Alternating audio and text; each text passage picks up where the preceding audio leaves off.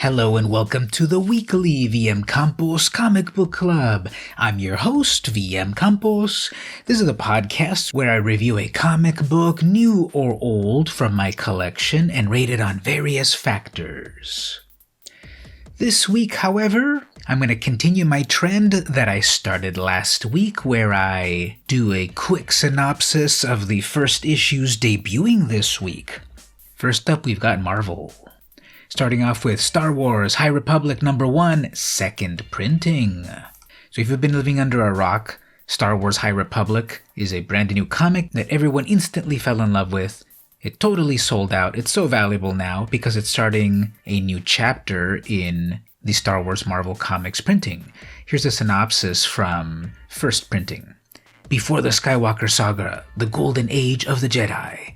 A new era of Star Wars storytelling begins. It is centuries before the Skywalker Saga. The Jedi are at their height, protecting the galaxy as Republic pioneers push out into new territories. So we've got new Jedi, new ships, new evils to fight, and it really resonated with the people. First issue sold out. This week we've got second printing. We've got a whole multimedia empire coming out, and this is one to check out. Written by Cavan Scott, art by Ario Anindito. Next is technically not a Marvel comic. It's published by Insight Editions, but it's a Deadpool publication.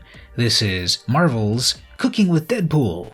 The cover says, over 60 recipes from the Merc with a Mouth. So yes, this is a real cookbook focused on the cuisine of Deadpool. Written by Scott Campbell. The synopsis is, no superhero takes food quite as seriously as Deadpool. In this gorgeously designed cookbook that paid reviewers have described as glorious and the best cookbook I've ever read, Deadpool offers his take on a curated collection of Epicurean classics. And so it says here, favorites include chimichangas, tacos, pancakes, and hamburgers with no pickles. This is $29.99 and is like the next level of Deadpool fandom. You love his comics, you love his statues, how about his cookbook? Oh, I forgot to mention also, subtitled here, Recipes by Elena Craig. So a real cookbook as dictated by Deadpool. Moving over to the distinguished competition, I'm picking Future State Nightwing #1 of 2. We've got a few variant covers. I'm going with the plain old Yasmin Putri cover, a very cool atmospheric cover with Nightwing atop the Arkham Asylum, gates, rain, and a lightning bolt in the background. I'm really enjoying the Future State design. I kind of like it when they use a style throughout the whole event. It's hearkening me back to the DC 1 million, which I'm sure there's been many more since then, but this one just stands out in that way. The graphic design of it, that is. Alright, so Batman is gone. Now Nightwing has taken on the mission of keeping the citizens of Gotham City safe from the Magistrate. But to do that, he'll have to stay one step ahead of the Magistrate. And you know things have gotten bad in Gotham when the safest place for Dick to hide out is the abandoned Arkham Asylum. Pretty epic. So we've got a lot of these Future State stories taking place either in the not-too-distant future, such as Nightwing, or in the far-flung future, like Wonder Woman. Second pick is Future State Shazam #1 of 2. I like the Gerald Parcell cardstock variant. It's a very epic cover. Billy Batson transforming into Shazam, very impressionistic, sort of like splatters of color. No one's seen Billy Batson in years, not since the incident known as the Final Battle of Titan's Island. Now leading a small band of heroes, even his allies have begun to ask who's controlling Earth's mightiest mortal. In a story set years after the events of Future State, Teen Titans learn the truth behind the sacrifice Billy made to imprison an ultimate evil even he couldn't destroy. So this one is future along in the Future State timeline compared to the Nightwing timeline. So again, it's pretty cool to have stories that are happening now and stories happening in the future. Here's another first issue. Over at Archie Comics, we've got Riverdale presents Southside Serpents #1. It's a one-shot. Written by David Barnett and art by Richard Ortiz. F.P. Jones is worried for the future of the Southside Serpents. That's Jughead's dad. The biker gang is getting old and finding it hard to attract fresh blood.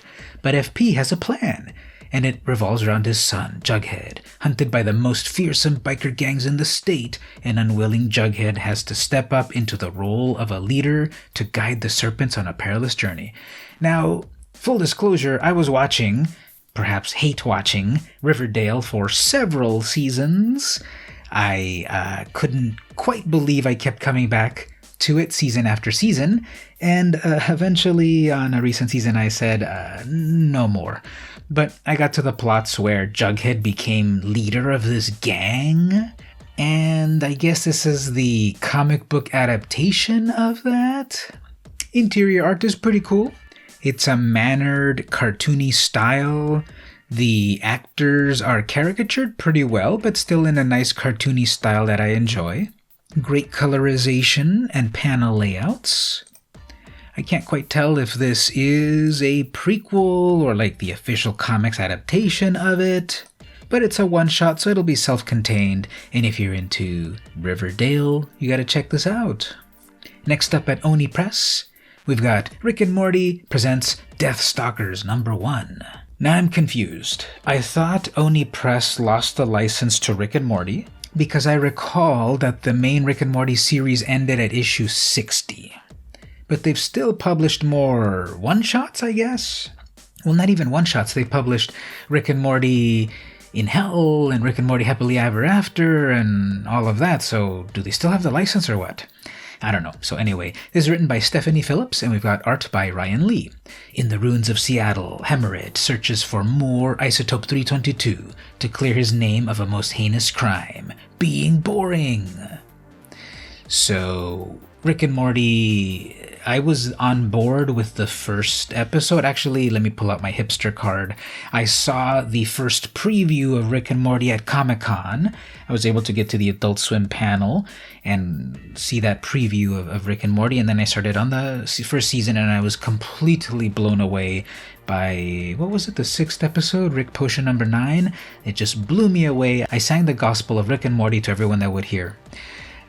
Season 1 was tremendous. Season 2 was also very enjoyable, but I felt it slightly less enjoyable. And then by Season 3, I don't know if I'm like I'm a curmudgeonly old man now, but I'm not the big Rick and Morty fan that I used to be. Maybe the little independent show that could is too mainstream for everyone. But I still love the comics because they involve you more. As I always talk about, I enjoy the comic adaptations of things more than the movie or TV adaptations because you can be an active participant in the story in your mind compared to the passive experience of watching a movie. But that's just my 2 cents. Check out Rick and Morty presents Deathstalkers. We've got a few Scout comics that I recommend. Loot #1 of 6. This is part of their new Scoot imprint. So we've got Scoot as an imprint of Scout, written by Don Handfield and Richard Drainer, art by K. Lynn Smith.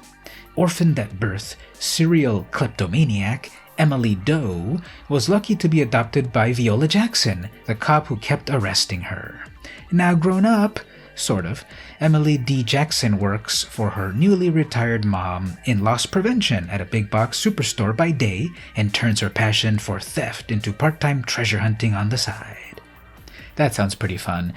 This is the Scoot imprint, so it's a little bit more like for the younger comic book fans. The price is a very affordable $1.99, and I'm totally on board with this. We need more younger comic book fans coming into the fandom all the time, and I think if we create stories for them at an affordable price, we'll hook them young and keep comics going for a long time.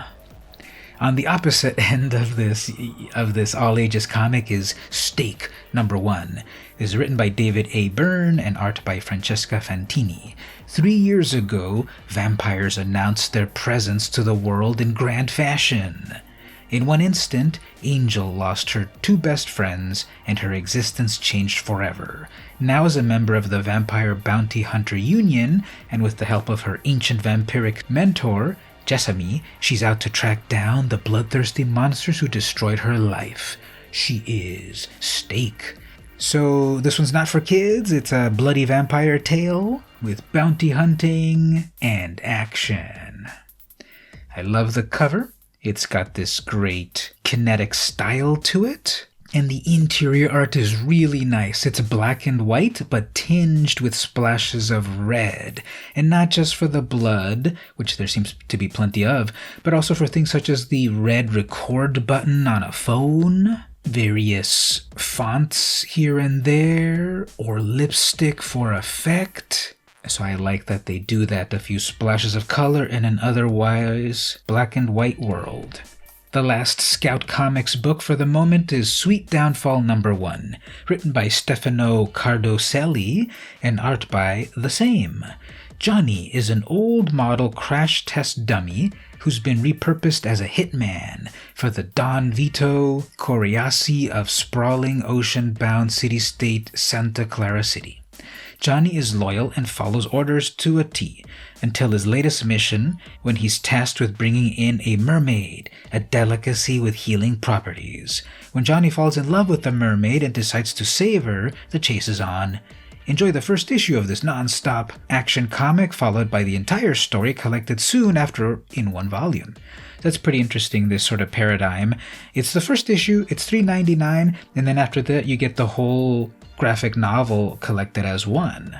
The cover art is a very sort of grungy style, very detailed, feels very European, something out of Metal Hurlant, aka heavy metal.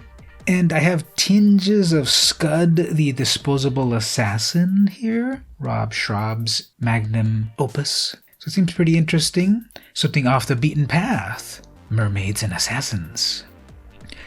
Moving over to Source Point Press, we've got Damned Cursed Children No. 1 of 5 for mature readers. Howard Wong and Josh Stafford are the writers, and Robin Simon is the artist. In the sudden aftermath of a series of horrifying attacks, a group of strangers are forced together in a city gone mad. How will they overcome every human instinct and do the unimaginable to survive in a world with damned cursed children? So it seems to be it's Night of the Living Dead or The Walking Dead, but everyone is children. And aren't children the scariest thing? These unformed humans that still haven't fully learned right from wrong and operate in the darkest recesses of the id? And now they've been zombified. The cover looks pretty scary. It's got 4 kids breaking down a door, with a woman on the other side in abject terror. The cover also gives me hints of the classic Tales from the Crypt, EC Comics of the 50s. Next up, we've got Dead End Kids, The Suburban Job. This is part of the Dead End Kids saga. It's an all-new entry in this shared universe. Written by Frank Gogol, art by Nenad Svitkanin. 7 years after the deadly events of September 11th, 3 teens struggle with the long-term fallout of the tragic day. But these former friends are brought back together when they find themselves in the crosshairs of a local drug dealer who's out for blood. So mixing real-world events with fiction should be pretty interesting, and if you're into the Dead End Kids saga, here's a new entry. One of the things that caught my attention this week is, also from SourcePoint, the 8th Immortal, No. 1 of 4, and I really liked cover B, the Gracie Bifulco cover. Written by Jake Murray, interior art by Alice Lee Barnes, Kuripan has spent her immortality protecting humanity from the threat of an ancient prophecy, but time and a secret trauma have worn her down, forcing her to choose between her duty and her sanity. The 8th Immortal is a scandalous fantasy that asks the question, should anything last forever? Now this is rated mature, and with a blurb that includes the term scandalous, it's one of the reasons I picked it, as well as the cover. It feels like a woodcut. It's stark black and white. We've got tinges of Art Deco and perhaps Nordic runes. So I can't wait to check this one out. The last SourcePoint Press book is WARCORNS, Combat Unicorns for Hire, No. 1. written by Garrett Gunn, art by Kit Wallace. It's back to basics as Big Sarge, Gunny, and Floater enlist in WARCORNS division and try to survive basic training. This all-new adventure is a prequel to the critically acclaimed WARCORNS one-shot.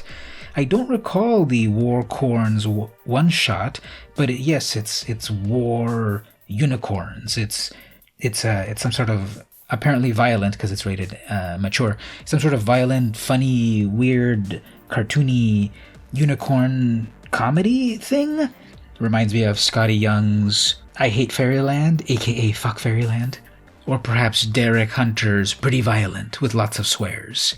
In that there's some cute cartooniness with abject violence. We'll see if WARCORNS Combat Unicorns for Hire #1 lives up to that. And the last comic, which isn't quite a comic, is interesting because it was found on the Previews World website where I've gotten all of these other picks from, but when I clicked on it for the synopsis it said, item not found, and I was not able to find any links on the previewsworld.com to get more details, so I had to go elsewhere. I'm over at joeblow.com. It's Night of the Living Dead, the children's book. This comes from a publisher known as Gory Books, and the book is sort of like the little golden books with a hard cover and like 12 pages landscape. And yeah, it's the children's adaptation of Night of the Living Dead, the classic George A. Romero zombie movie that started a genre. All I can see online from researching it are the variant covers, which are amazing. We see Ben and Barbara in several of them. We see Cooper's daughter that wants to kill him in a cute style, just like this cute series. So this will be kind of a cool mashup. Obviously it's not for kids, or it's probably not for kids with the subject matter, but it's in the style of a kid's book, so I love the mashup quality of it. And those were my picks for the first issues coming out this week, Wednesday, January 27th, 2021. Once again, let me know if you like the format change of the podcast, where I used to review one comic book in detail. Now I'm talking about several new comics coming out this week to perhaps entice you into picking a few up. Don't forget to head over to comicshoplocator.com and find your own local comic shop to get these comics from. Now more than ever, they need our patronage. Also, tell them vmcampos sent you if you pick up one of the books I talked about. And speaking of patronage, head on over to patreon.com/vmcampos and pledge to the podcast for as little as $1. You'll get access to exclusive stuff such as giveaways and contests. And if you upgrade to the $2 tier, I'll actually mail you some comics in appreciation. If you can't pledge at the moment, no worries. Simply follow for free on Patreon to be alerted to everything that I do. This has been the weekly VM Campos Comic Book Club, and I'll see you next week.